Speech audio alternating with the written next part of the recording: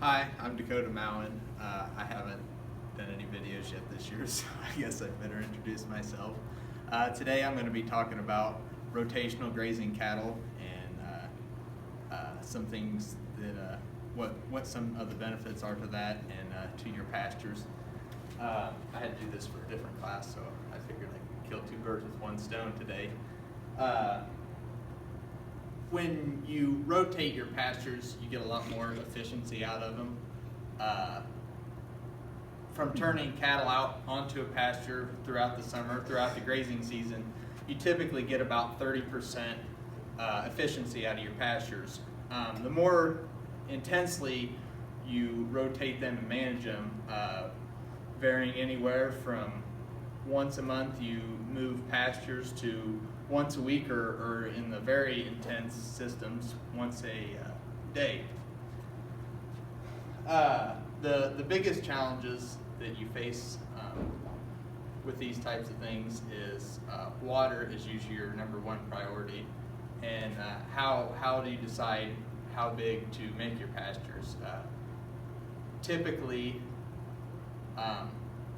smaller for the more intense management systems, depending on how many head you're going to be running on those pastures and paddocks. Your number one problem is usually access to water. Today I've just pulled up a random pasture that I know of, and which is pretty ideal. You have a creek running through. You can turn the lights up. You have a creek running through, and there's a high tensile fence all the way around, or excuse me, a woven wire fence all the way around, which is ideal. And then you section your pastures off with high tensile or hot wire fence. Myself, most guys typically don't want to move cattle every single day.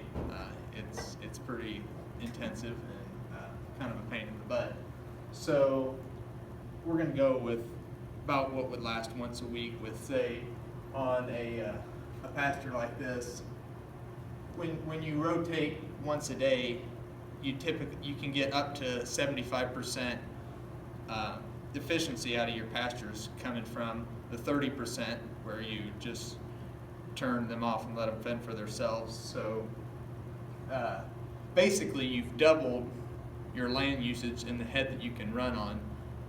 It takes about 4 acres of non-managed pasture per cow, but in this system you can get about 1 1/4 acres per head in a really well managed system. So I would section it off, say here, here, here, and here, just working with the fence that's there. And then over here you run into some problems because there's no access to water without really shortening up the paddock that you built here. So that would be, maybe you could access water. Maybe there's a water access from this barn over here, or it may be a place you have to haul water to, which is some of the challenges that you face.